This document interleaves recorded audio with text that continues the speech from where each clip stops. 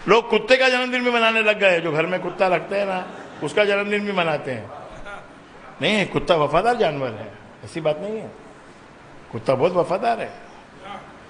लेकिन जन्मदिन मनाने का रिवाज भी बहुत बढ़ गया है अभी भाई। मैंने कहा भाई घर में कुत्ता भी रहता, घर में चींटियां भी रहती, उनका भी जन्मदिन मनाओ, सबका मनाओ। जो दीमक रहते उनका भी मनाओ, उनको क्यों मारते हो तुम? कोई भी निष्ठा एक जो गुरु की बताई हुई है, जो सच्ची निष्ठा है, वो स्वाध्याय करने से मिलती है। गणपति भगवान के हाथ में किताब ही रहती है, किताब खाली गणपति के भगवान में वो नहीं है, लड्डू नहीं है। एक हाथ में लड्डू है और दूसरे हाथ में किताब भी है, पुस्तक है, ग्रंथ है। कि ग्रंथ का ज्ञान लो। ग्रंथ में क्या लिखा, अपने गुरु ने भी ग्रंथ बनाया, उसमें क्या लिखा है पढ़ो तो सही, देखो तो सही क्या है। निर्भय आंखें मीच, 108वीं गिरी शिखर पर घोर विपद के बीच, राम भरोसे मैं फिरूं निर्भय आंखें मीच।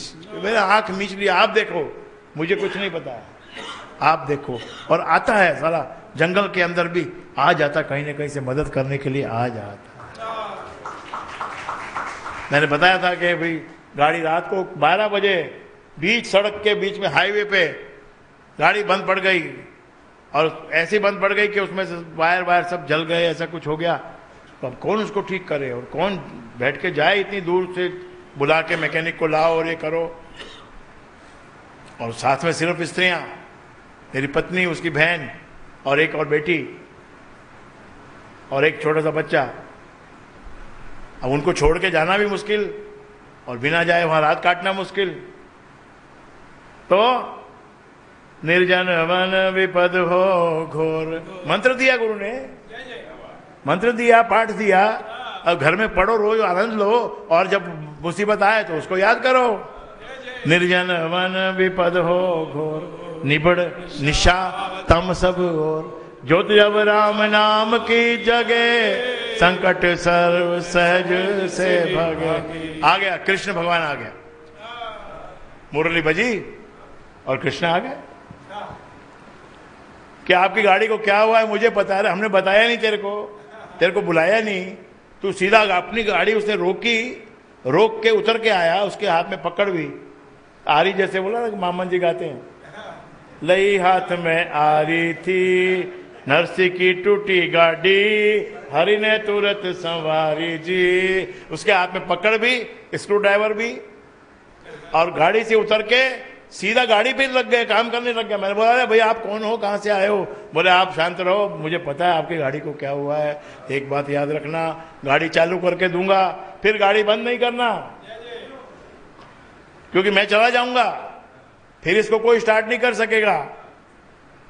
तो उसने गाड़ी चालू की, चालू करके वो बोला देखो आपको बहुत देर हो गई है, रात का भी 1 बजने वाला है, आपको भी प्यास लगी होगी, भूख भी लगी होगी, बच्चे आपके साथ हैं, तो यहाँ से 10 किलोमीटर दूर पे एक छोटा सा कैंटीन रेस्टोरेंट है, वहां तक मेरी गाड़ी तुम्हारे साथ चलेगी, वहां तुम गाड़ी से उतर के और चाय पानी कर लेना, उसके बाद फिर मैं गाड़ी स्टार्ट कर दूंगा, लेकिन फिर बंद नहीं करना,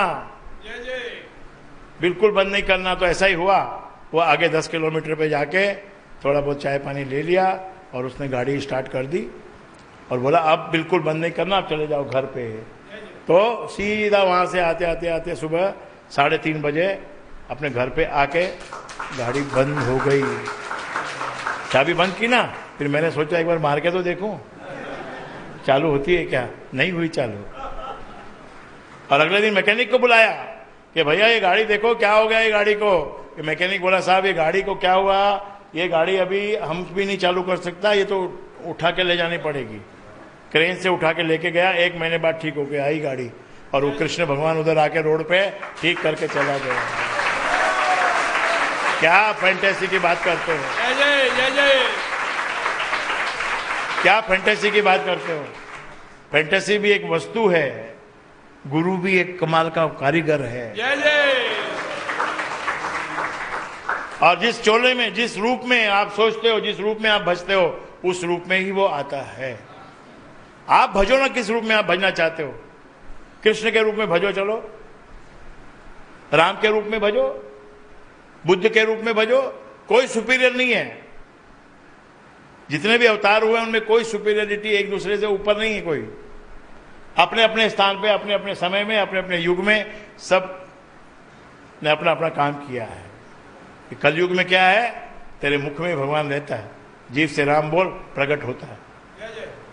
गुरु का दिया हुआ फार्मूला है, तुम्हारा नहीं है, एक गुरु का दिया हुआ फार्मूला है। तो मेरे भाई, हालात बदलेंगे जरूर, हालात बदलेंगे जरूर, दिन भी बदलेंगे जरूर। बहारें फिर भी आएंगी और फिर भी आती रहेंगी। जय जय बहारें आएंगी। निर्भय रहो, निर्भीक, गुरु के भरोसे खाए जा खिचड़ी, खाए जा चावल दाल, नहीं मिले पकवान तो खिचड़ी चावल दाल खाए जा। साला चावल को भी मापने के लिए बोलता है कि मीटर है। एडवर्टाइज आता है कोहिनूर का कि चावल का कौन सा बासमती चावल है देखने के लिए मीटर बनाया है। साला चावल खा के मालूम पड़ता है कि ये मीटर में घूम के मालूम, हाँ?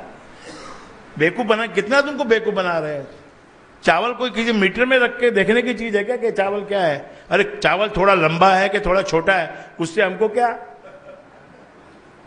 बहुत लंबा चावल तो वो एक बार लाया बासमती, बहुत अच्छा बासमती बनाया तो ऐसा लगा थाली में जैसे केचुए आ गए हो, लंबे लंबे केचुए। तो मैंने एक चावल के एक्सपर्ट को पूछा, मैं बोला यार ये चावल एक केचुए जैसा क्यों दिखता है? बोला बाबूजी 100% हम लोग मार्केट में बोलते ही है ये केचुआ है, ले जाओ। तो चावल की लंबाई से हमको मतलब नहीं है, चावल के स्वाद से मतलब है, उसके नाक में खुशबू से मतलब है। उसको बासमती कहते हैं कि पड़ोसी आ जाए पूछने कि आज चावल बनाए क्या, पुलाव बनाया है, उसको कहते हैं बासमती। कोई मीटर में उसका रंग देखने से बासमती मालूम पड़ेगा क्या? ये सब कितना बड़ा बहकावा आपको एडवर्टाइज वर्ल्ड का चलता है। काली काली लड़कियों को गोरी गोरी करके दिखा देते हैं, उसका भी मीटर दिखाया। ये गोरी, ये ऐसी गोरी, इतनी गोरी, दूसरी तीसरे चौथे दिन, पांचवें दिन, छठे दिन, आठवें दिन, ऐसा सब अलग अलग दिखाया है तुमको। कितना बहकाते, कितना तुमको बहकाते मेरे हैं। आपको जो लड़की का रंग जरा सा थोड़ा अच्छा नहीं है, वो मेरे पार्लर में आओ,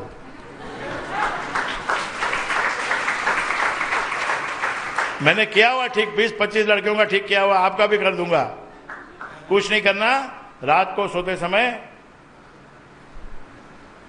थोड़ा सा खोपरे का तेल, थोड़ा सा खोपरे का तेल ऐसे लेके पूरे मुंह पे लगा दो, गर्दन पे लगा दो, जहां जहां तुमको लगाना है लगा दो और सो जाओ। रात को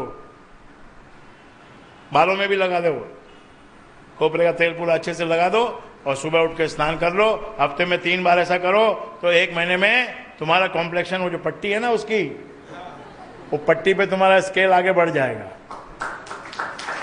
आगे बढ़ जाएगा। क्योंकि तुम्हारी डाइट गलत हो चुकी है, तुम्हारी डाइट बहुत गलत है। तुम कुछ खाते ही नहीं, ना तुम कोई फ्रूट खाते हो, ना कोई तुम अच्छा भोजन करते हो।